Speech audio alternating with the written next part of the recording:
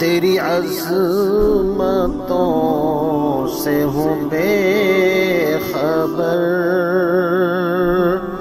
یہ میری نظر کا قصور ہے۔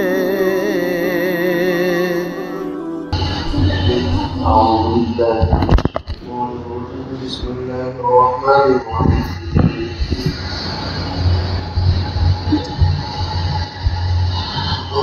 وَلَقَدْ أَنزَلْنَا إِلَيْكَ آيَاتٍ بَيِّنَاتٍ وَمَا يَكْفُرُ بِهَا إِلَّا الْفَاسِقُونَ أَوَكُلَّمَا عَاهَدُوا عَهْدًا نَبَذَهُ فَرِيقٌ مِّنْهُمْ بَلْ أَكْثَرُهُمْ لَا يُؤْمِنُونَ وَلَمَّا جَاءَهُمْ رَسُولٌ مِّنْ عِندِ اللَّهِ مُصَدِّقٌ لِمَا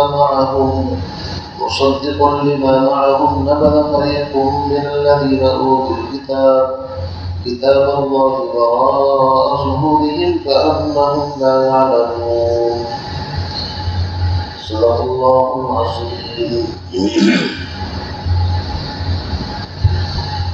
تذکرہ اس بات کا چل رہا تھا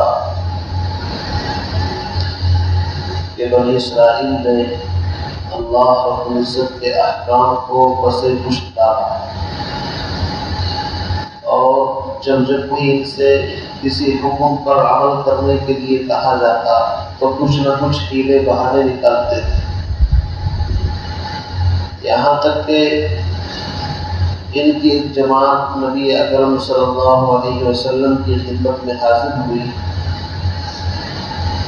پڑھے لکھے لوگوں کی ایک جماعت تھی، ان کا جو امیر تھا وہ عبداللہ ابن سوریہ۔ انہوں نے آ کر کے نبی علیہ السلام سے کچھ سوالات کیے کہ سب سے پہلی بات تو یہ بتائیے، اسرائیل یعنی حضرت یعقوب علیہ السلام نے تورات کے نزول سے پہلے اپنے اوپر کس چیز کو حرام کر دیا تھا؟ اسی طریقے سے ایک سوال یہ کیا کہ بچہ کبھی باپ کے مشابہ ہوتا ہے کبھی ماں کے، اس کی کیا وجہ ہے؟ تیسرا سوال پیغمبر علیہ السلام کے بارے میں پوچھا کہ ان کی نیند کی کیفیت کیا ہوتی ہے، سونے کی حالت کیا ہوتی ہے؟ اور چوتھا سوال کہ آپ پر احکام لے کر کون آتا ہے؟ جب نبی علیہ السلام نے ایک ایک کر کے سارے سوالوں کے جواب دیے کہ پہلے سوال کا جواب یہ ہے کہ حضرت یعقوب علیہ السلام جب طویل بیماری کے اندر مبتلا ہوئے تو انہوں نے بطور نظر منت کے یوں کہا کہ مجھ کو جو سب سے محبوب ترین چیز ہے میں اس کو کھانا چھوڑ دوں گا۔ اللہ نے ان کو شفا عطا فرمائی تو اونٹ کا گوشت اور اس کا دودھ انہوں نے اپنے اوپر حرام کر دیا تھا، اور یہ تورات کے نازل ہونے سے پہلے کا واقعہ ہے۔ پھر تورات میں اس کو حلال قرار دیا گیا چونکہ وہ پہلے سے ہی حلال تھا۔ اسی طرح بچہ ماں باپ کے مشابہ اس لیے ہوتا ہے کہ جس پانی کا غلبہ زیادہ ہوتا ہے اسی کی مشابہت اختیار کر لیتا ہے، اور وہی اللہ رب العزت اس کو عطا فرما دیتے ہیں۔ اور پیغمبر علیہ السلام کی نیند کا حال یہ ہے کہ آپ کی صرف آنکھیں سوتی ہیں لیکن دل بیدار رہتا ہے، دل ہر وقت جاگتا رہتا ہے۔ اور چوتھے سوال کا جواب آپ نے یہ دیا کہ مجھ پر جو فرشتہ آتا ہے پیغام لے کر وہ حضرت جبریل ہے۔ بس اسی کو بہانہ بنا لیا کہ جبریل تو ہم پر بڑی بڑی مصیبتیں تکلیفیں لے کر کے آیا ہے، کبھی ہم پر پہاڑ کو اس نے معلق کیا، کبھی کچھ کبھی کچھ۔ اس لیے اگر کوئی دوسرا فرشتہ اسرافیل یا اور فرشتہ لے کر کے آتا تو ہم مان لیتے، لیکن ہمیں اس فرشتے پر ڈاؤٹ ہے، اسے ہم سے دشمنی ہے۔ بلکہ بعض باتیں تو یہاں تک کتابوں میں لکھی ہے کہ ہو سکتا ہے ہماری وجہ سے دشمنی کے اندر نبوت تو اس کو ہمارے خاندان کے اندر لانی تھی بنی اسرائیل کے اندر، لیکن شاید ہماری دشمنی کی وجہ سے بنی اسماعیل کے اندر اس نے نبوت دے دی، جبکہ فرشتہ اپنی طرف سے کچھ نہیں کر سکتا۔ اگر اس طرح ہونے لگے تو دین کا سارا نظام درہم برہم ہو جائے گا۔ اللہ کسی کو نبی بنانا چاہتا ہے اور فرشتہ اپنی طرف سے کسی اور کو نبی بنا سکتا ہے؟ ایسا ہو سکتا ہے؟ ایسا عقیدہ تو شیعہ کا ہے۔ شیعہ کہتا ہے کہ خلافت علی کا حق تھا، علی کو خلیفہ بنایا گیا تھا، لیکن زبردستی پہلے خلفاؤں نے ان کا حق چھین لیا۔ بلکہ بعض شیعہ حضرات جن کو قرابیہ کہا جاتا ہے، یعنی ان کے عقائد عجیب و غریب ہیں، ان کا عقیدہ تو علی کی محبت میں یہاں تک ہے کہ نبوت ہی علی کو ملی تھی، وہ تو جبریل نے جا کر کے محمد کو نبوت دے دی، نعوذ باللہ من ذالک۔ تو اس طرح کی حرکت انسان نہ ماننے کی وجہ سے کرتا ہے، اور تو ہی اگر نہ چاہے بہانے ہزار ہے۔ انسان کسی چیز میں جب نقص نکالنے پر آئے تو کتنی بھی اچھی اور پیاری چیز اور نقص نکالنا بڑا آسان ہے۔ تو اللہ نے فرمایا قل من کان عدوا لجبریل، اے نبی آپ اعلان کر دیجئے کہ جو شخص دشمنی رکھتا ہو جبریل سے تو وہ اپنی دشمنی میں چل کر کے مر جائے، جبریل کا کیا بگاڑے گا؟ فَإِنَّهُ نَزَّلَهُ عَلَىٰ قَلْبِكَ بِإِذْنِ اللَّهِ، اس لیے کہ اس نے تو اس قرآن کو اتارا ہے تیرے دل پر اللہ کے حکم سے۔ مصدقا لما بین یدیہ، قرآن اپنے سے پہلی کتابوں کی تصدیق کرتا ہے۔ وہدن، اور یہ کتاب ہدایت ہے، جو بھی پڑھے گا اس کو ہدایت دے دے گا۔ وبشریٰ للمؤمنین، اور یہ کتاب ایمان والوں کے لیے بشارت ہے، جہنم سے بچنے کی بشارت، جنت میں جانے کی بشارت دیتا ہے۔ آگے ایک عام قانون بیان کر دیا کہ فرشتوں میں سے کوئی کسی ایک فرشتے سے بھی اگر دشمنی کا ارادہ رکھے تو سمجھ لے کہ تمام فرشتوں کا دشمن ہے، یہاں تک کہ اللہ کا دشمن ہے۔ کیوں؟ اس لیے کہ فرشتے اللہ کے پیغام کو لانے والے ہیں، اللہ کے سفیر ہیں، اللہ کے قاصد ہیں۔ اور دنیاوی حکومتوں کے اندر بھی آپ نے دیکھا ہوگا، اگر کوئی کسی ملک کا نمائندہ ہو، سفیر ہو، تو اس کی بات پورے ملک کی بات مانی جاتی ہے، اس لیے کہ اس کو سلیکٹ کر کے ملک بھیجتا ہے۔ آپ یہ نہیں کہہ سکتے کہ فلاں کو بھیجو، آپ کیوں آ گئے، اس لیے کہ جس کو قاصد بنا کر کے بھیجا گیا ہے وہ اپنی مرضی سے نہیں جاتا۔ تو جبریل کی دشمنی ایسا ہی ہے جیسے اللہ کی دشمنی، تمام فرشتوں کی دشمنی۔ فرمایا من کان عدوا للہ، جو دشمن ہو اللہ کا، وملائکتہ، اور اس کے فرشتوں کا، ملائکہ میں سارے فرشتے آ گئے، لیکن اس کو کہتے ہیں تخصیص بعد التعمیم، یعنی پہلے حکم عام بیان کر دیا جائے، پھر خاص فرشتوں کا نام بھی دے دیا۔ ورنہ تو ملائکتی ہی کے اندر سارے ہی فرشتے آ گئے کہ کسی ایک فرشتے کی بھی اگر دشمنی رکھے تو فرمایا ورسلہ، جو فرشتوں سے دشمنی رکھے یا اس کے رسولوں سے، وجبریل، یا جبریل سے، ومیکال اور میکائیل سے، تو اس کو یاد رکھنا چاہیے فَإِنَّ اللَّهَ عَدُوٌّ لِلْكَافِرِينَ، تو اللہ تعالیٰ ایسے انکار کرنے والوں کا دشمن ہے، اللہ تعالیٰ ایسے لوگوں سے دشمنی رکھتا ہے۔ آگے کی جو آیت ہے، عبداللہ بن سوریہ نے کہا کہ ہم آپ کو مان تو لیں، لیکن آپ نے ہمیں کوئی ایسے احکام دیے ہی نہیں جس پر ہم زندگی گزار سکیں۔ اللہ نے اس کا جواب دیا ہے جھوٹ بولتے ہیں، جھوٹ پر کمر باندھ لی انہوں نے۔ اگر قرآن کو چلو جبریل لے کر کے آیا ہے، قرآن کے علاوہ بھی پیغمبر علیہ السلام کی زندگی نمونہ ہے، اتنے نمونے نبی کو اللہ نے عطا فرمائے کہ پہلے نبیوں کو تو تھوڑے معجزات ملے ہیں، لیکن نبی علیہ السلام کی زندگی تو ہر پل نمونہ ہے، ہر پل معجزہ ہے۔ اسی کو کہا حسن یوسف دم عیسیٰ ید بیضا داری، آنچ خوباں ہما دارن تو تنہا داری، کہ اپنے اپنے دور میں ہر نبی کو جو خوبیاں ملی ہیں ان تمام خوبیوں کو ایک طرف رکھو، لیکن آمنہ کے لال محمد عربی صلی اللہ علیہ وسلم کے معجزات، آپ کی نشانیاں بڑھ جائیں گی سب کے اوپر۔ تو فرمایا کہ جھوٹ بولتے ہیں کہ ہم نے آپ کو کوئی نشانی نہیں دی۔ وَلَقَدْ أَنزَلْنَا إِلَيْكَ آيَاتٍ بَيِّنَاتٍ، تحقیق بلا شبہ ہم نے تمہارے پاس سلجھی ہوئی باتیں ارسال فرمائی ہیں اور ان سے انکار وہی کرتے ہیں جو بد کردار ہے۔ وما یکفر بها الا الفاسقون، اور انکار نہیں کرتے ان کا مگر فاسق لوگ۔ فاسق کس کو کہتے ہیں؟ فاسق کہتے ہیں حد سے زیادہ بڑھ جانا، یعنی انسان اعتدال پر قائم نہ رہے۔ ویسے فسقہ کے معنی آتے ہیں خروج، نکل جانا، یعنی کھدک کر کے اچھل کر کے احکام کو اپنے گلے میں سے اتار کر کے پھینک دینا اور کسی کی ایک نہ سننا، اس کو فاسق کہتے ہیں۔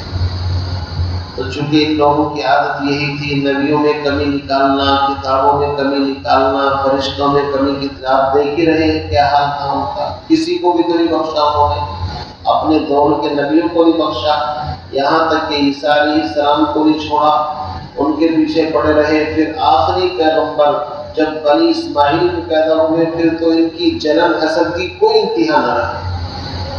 اللہ فرماتے ہیں أَوَكُلَّمَا عَاهَدُوا عَهْدًا نَبَذَهُ فَرِيقٌ مِّنْهُمْ بَلْ أَكْثَرُهُمْ لَا يُؤْمِنُونَ۔ أَوَكُلَّمَا، ان لوگوں نے جب خدا سے عہد واسط کیا، یعنی مضبوط عہد کیا، تو ان میں سے ایک فریق نے اس کو پھینک دیا۔ حقیقت یہ ہے کہ ان میں سے اکثر پہ ایمان ہے۔ سب سے بڑا عہد ان کی کتابوں میں یہ تھا کہ آخری پیغمبر محمد الرسول اللہ صلی اللہ علیہ وسلم کو اگر تم پاؤ تو ان پر ایمان لانا، اور ایمان ہی نہیں ان کا استقبال کرنا اور ان کی تعیین کرنا اور بڑھ چڑھ کر کے ان کے ہاتھ پر ایمان لانا، اور ساری دنیا کے اس زمانے کے لوگوں کو بتانا کہ یہ نبی برحق ہے، ان کی کتاب سچی ہے، یہ تمہاری ذمہ داری ہے۔ یہ عہد تورات میں، انجیل میں، آسمانی کتابوں میں، یہاں تک کہ ہر دور کے ہر نبی سے دیا گیا تھا۔ لیکن اللہ فرماتے ہیں کہ ان کا حال یہ ہے، جب بھی ان سے کوئی عہد لیا جاتا تو ان میں کی جماعت الٹی ہی چال چلتے ہیں، دیوان گان عشق۔ ان کا حال یہ تھا کہ الٹا چلتے تھے ہمیشہ، اگر ان کو پورب کی طرف چلایا جاتا تو پچھم کی طرف چلتے تھے، تو ان کی فطرت الٹ گئی تھی۔ اسی کو اللہ نے فرمایا کم لوگ ایسے تھے جو بالکل صحیح راستے پر رہے، ورنہ بل اکثرهم لا یؤمنون، اکثریت ایسے لوگوں کی ہو گئی تھی جو ایمان نہیں رکھتے تھے، نام کے صرف بنی اسرائیل رہ گئے تھے۔ آگے فرماتے ہیں وَلَمَّا جَاءَهُمْ رَسُولٌ مِّنْ عِندِ اللَّهِ، اور جب ان کے پاس خدا کی طرف سے پیغمبر آئے، یا فلما جاءہم، اور جب آئے ان کے پاس رسول، اس رسول کی تنوین حضور کی طرف ہے، یعنی نبی اکرم صلی اللہ علیہ وسلم، من عند اللہ، اللہ کی طرف سے، مصدق لما معہم، تصدیق کرتے ہیں اس چیز کی جو ان کے پاس ہے۔ نبی علیہ السلام نے تورات، انجیل، آسمانی کتابی اور آسمانی نبیوں کی تصدیق کیا کر کے کہ وہ ہمارے بھائی تھے، ان کی کتابی تعلیمات سچی تھی۔ نبذ فریق من الذین اوتوا الکتاب، تو پھینک ڈالا اہل کتاب کی ایک جماعت نے کتاب کو، اس کتاب کو جو کتاب ان کو دی گئی تھی، اوتوا الکتاب۔ کہتے ہیں کہ جب ان کے پاس نبی آخر الزمان تشریف لائے تو انہوں نے اپنی کتاب یعنی تورات کو ہی پس پشت ڈال دیا۔ پس پشت کا مطلب یہ نہیں پیٹھ پیچھے، مطلب اس پر عمل نہیں کیا، اس لیے کہ اس کتاب پر اگر یہ عمل کرتے تو اس میں صاف لکھا ہوا تھا، علامتیں لکھی ہوئی تھی کہ یہ نبی برحق ہے، ان کو تسلیم کرو۔ کہتے ہیں کتاب اللہ، اللہ کی کتاب کو پس پشت ڈال دیا، وراء ظہورہم، اپنی پیٹھ پیچھے، یعنی اس پر عمل نہیں کیا۔ کیوں؟ کأنہم لا یعلمون، ایسے بن گئے جیسے وہ جانتے ہی نہیں۔ عجیب بات ہے، یا تو ان کا دعویٰ یہ تھا، اس سے پہلے گزر چکا جب ان سے کہا جاتا تھا ایمان لے آؤ اس کتاب پر جو اللہ نے اتاری ہے، تو یہ کہتے تھے ہمارا ایمان تو صرف اپنی کتاب تورات پر ہے، اپنے نبی موسیٰ پر ہے۔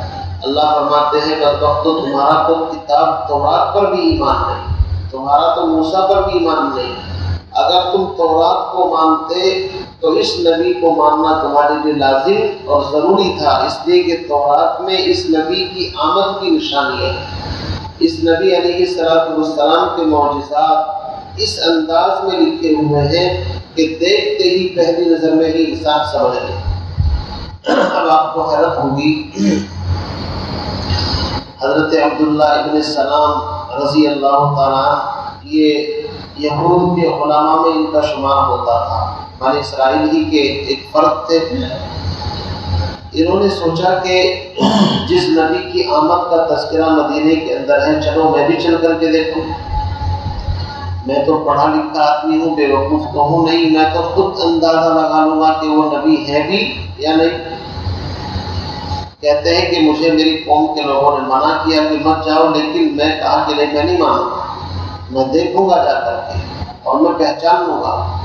کہتے ہیں کہ جیسے ہی میں گیا تو حضور مسجد نبوی کے اندر تشریف فرماتے ہیں جیسے ہی میری نظر نگاہ نبوت کے اوپر پڑی، نبی کے چہرے کے اوپر پڑی، قسم کھا کر کے کہتے ہیں فواللہ، اللہ کی قسم، جب میں نے نبی کے چہرے کو دیکھا تو میرے دل نے اندر سے آواز دی ان ھذا الوجہ لیس بوجہ کذاب، یہ چہرہ کسی جھوٹے آدمی کا چہرہ نہیں ہو سکتا۔ تو جادو تو وہ ہے جو سر چڑھ کر کے بولے، یہ تو عالم تھے، پڑھے لکھے تھے، انہوں نے نبی کو پہلی نظر کے اندر پہچان لیا۔ پھر نبی علیہ السلام نے مجلس کے اندر صحابہ کو سبق سکھا رہے تھے، افشوا السلام، اطعموا الطعام، وصلوا باللیل والناس نیام، 3 باتیں فرمائی کہ ایک تو سلام کو عام کرو، اور دوسرے لوگوں کو کھانا کھلاؤ، اور تیسرے اس وقت نماز پڑھو جب لوگ آرام کر رہے ہو۔ کہتے ہیں ان تعلیمات کو سن کر کے میرے دل کے اوپر ایسا اثر ہوا، میں سمجھ گیا کہ واقعی یہ سچے نبی ہیں۔ ہماری کتاب میں جو ان کے حال احوال اوصاف لکھے ہوئے ہیں وہ بعین ہی بالکل یہی نبی ہیں۔ تو آپ اندازہ لگائیے بھائی صاحب، وہ اس طرح جانتے تھے جیسے انسان اپنی اولاد کو جانتا ہے۔ اللہ تعالیٰ سے دعا فرمائیں ہم تمام کو نبی آخر الزمان محمد عربی صلی اللہ علیہ وسلم کی صداقت، آپ کی نبوت پر کامل طریقے سے، اکمل طریقے سے ایمان اور یقین رکھنے کی سعادت اور توفیق نصیب فرمائے۔ آگے اللہ نے فرمایا کہ جن چیزوں پر ان کو ایمان رکھنا تھا ان پر نہیں رکھا، لیکن سلیمان علیہ السلام کے، داؤد علیہ السلام کے دور میں جادوگری کا جو ایک عام چرچا تھا، چونکہ ان کی حکومت انسان، جنات، شیاطین سب پر تھی، تو اس دور کے اندر جادو سیکھنے کے اندر انہوں نے بڑی ہمت دکھائی، اور جس چیز سے منع کیا گیا تھا، ان کی فطرت تھی، اس کے پیچھے پڑتے تھے۔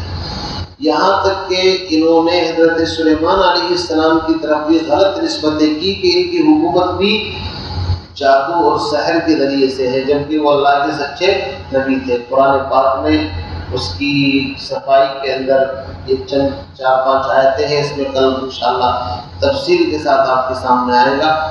سبحان اللہ و بحمدہ، سبحانک اللہم و بحمدک، ونشہد ان لا الہ الا انت، نستغفرک و نتوب الیک، سبحان ربک رب العزۃ عما یصفون، وسلام علی المرسلین۔